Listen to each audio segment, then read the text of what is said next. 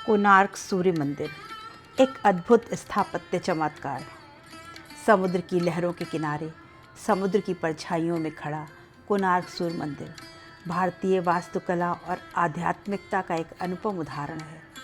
पत्थरों में गढ़ी यह दिव्य संरचना न केवल सूर्य देव की आराधना का प्रतीक है, बल्कि समर्पण, श्रम और कला की पराकाष्ठा को भी दर्शाती है।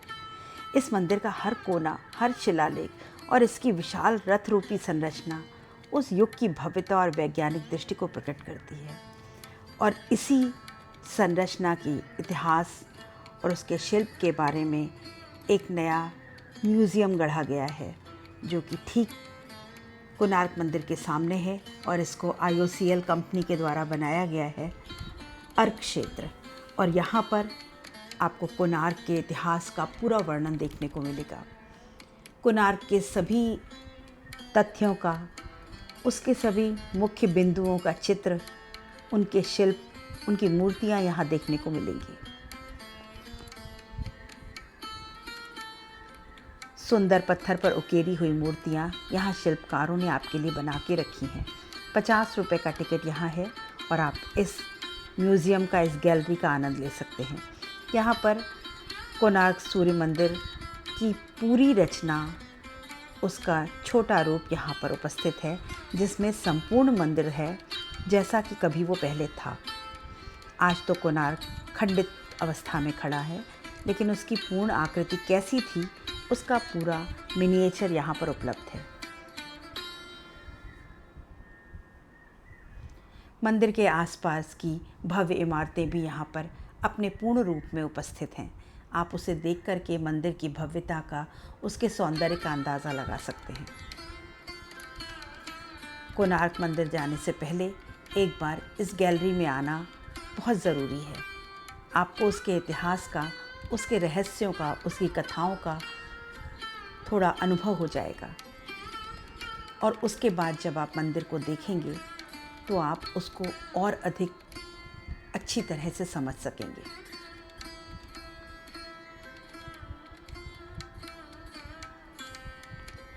ये अरुण स्तंभ, उसका प्रतिबिंब, उसकी एक आकृति भी यहाँ पर बनाकर रखी गई है, जो कि वास्तविक रूप में पुरी जगन्नाथ मंदिर के सामने आज भी स्थापित है।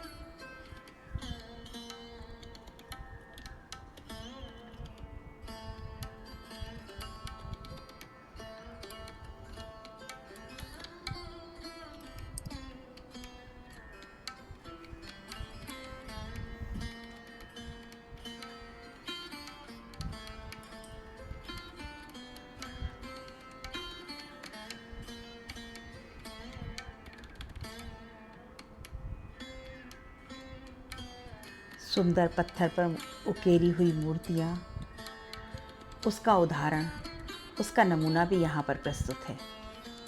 रथ यात्रा के तीनों रथ, तरह तरह की नृत्यांगनाओं की मूर्तियाँ, ये रथ का घोड़ा, ये सब यहाँ पर है। और एक फिल्म चल रही है जिससे आप इसकी भव्यता का अंदाज़ा लगा सकते हैं। बाली यात्रा में समुद्र में जाने वाली उस नाव का एक लकड़ी का रूप भी यहाँ पर रखा हुआ है, बहुत खूबसूरत नक्काशी वाला। और यहाँ एक फिल्म शो होता है कुछ मिनट्स का, जिसे देख करके आप इसके इतिहास और इसके रहस्यों को जान सकेंगे। तो यहाँ आना ज़रूरी है। और अब बिल्कुल उसके ठीक सामने भारत की वो इमारत खड़ी है जो कि भारत का गौरव है, उड़ीसा की शान है।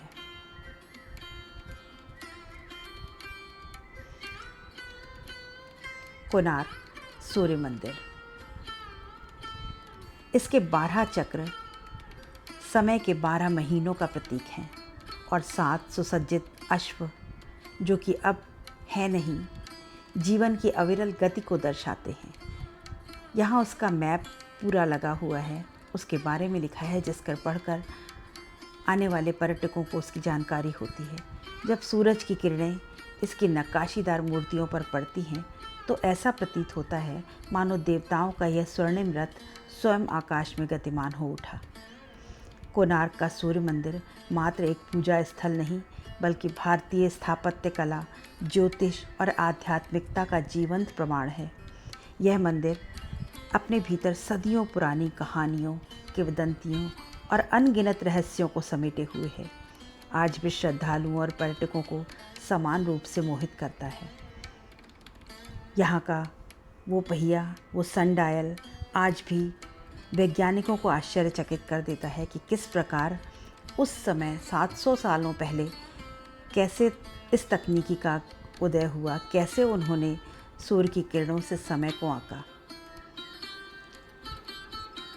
और ये भव्य इमारत, जिसकी की कथा है कि सदियों पहले जब धरती पर अधर्म बढ़ रहा था, तब देवताओं ने एक अद्भुत संकल्प लिया, एक ऐसा मंदिर बनाने का जहाँ सूर्य देव की ऊर्जा सजीव हो उठे।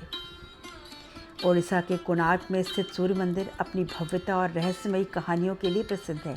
इसकी सबसे प्रचलित कथा इसका निर्माण उससे जुड़े एक वीर बालक की है। कहते हैं जब इस मंदिर का निर्माण चल रहा था तो राजा नरसिंह देव ने अपने मुख्य शिल्पी प्रमुख विश्वकर्मा के पुत्र विशु महापात्रा को इस कार्य में लगाया।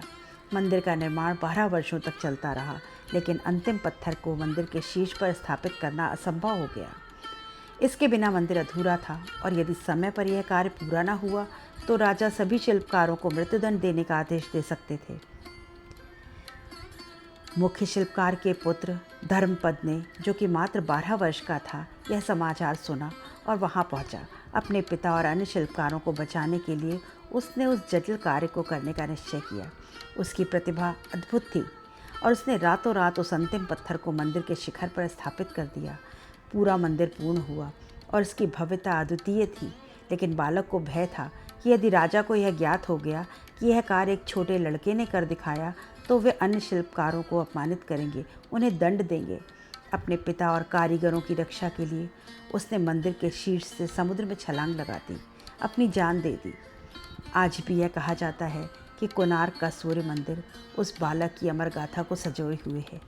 उसकी आत्मा उस दिव्य कृति में समाहित हो चुकी है और सूर्य की किरणें जब इस मंदिर को छूती हैं तो मानो उस बलिदान की कहानी सुनाई देती है।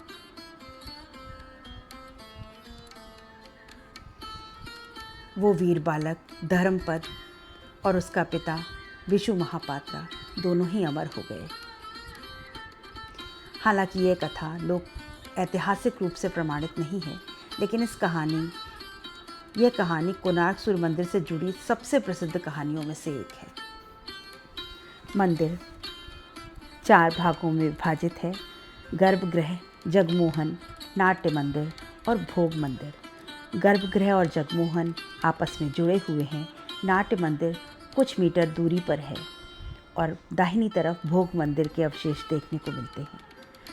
नाट्य मंदिर में कुछ खंबे खड़े हुए हैं जहां नृत्यांगनाएं नृत्य करती थीं, देवदासियां। गर्भगृह का अधिकतर भाग क्षतिग्रस्त हो चुका है। कहा जाता है कि गर्भगृह में सूर्य की मूर्ति हवा में लटकती थी, क्योंकि यहाँ पर कुछ चुंबकीय प्रभाव था, जिसकी वजह से मूर्ति ज़मीन से ऊपर उठी हुई हवा में लटकती थी। और ये भी अपने आप में विज्ञान का एक आश्चर्य है। जगमोहन के सामने सीढ़ियों के पास अरुण स्तंभ था, जिसे आज पुरी मंदिर के सिंह द्वार के सामने स्थापित किया गया है। नाट्य मंदिर में फरवरी के महीने में सबसे पॉपुलर इवेंट आज भी होता है, डांस फेस्टिवल। और ये दिव्य इमारत यूनेस्को वर्ल्ड हेरिटेज साइट, इसको 1984 में घोषित किया गया।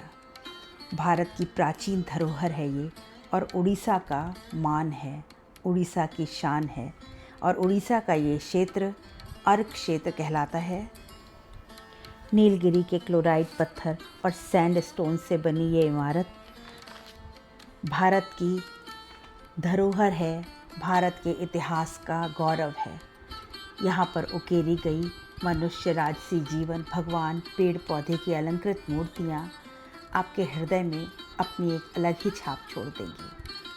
अपने जीवन में स्वयं आँखों से एक बार इस मंदिर को अवश्य देखें।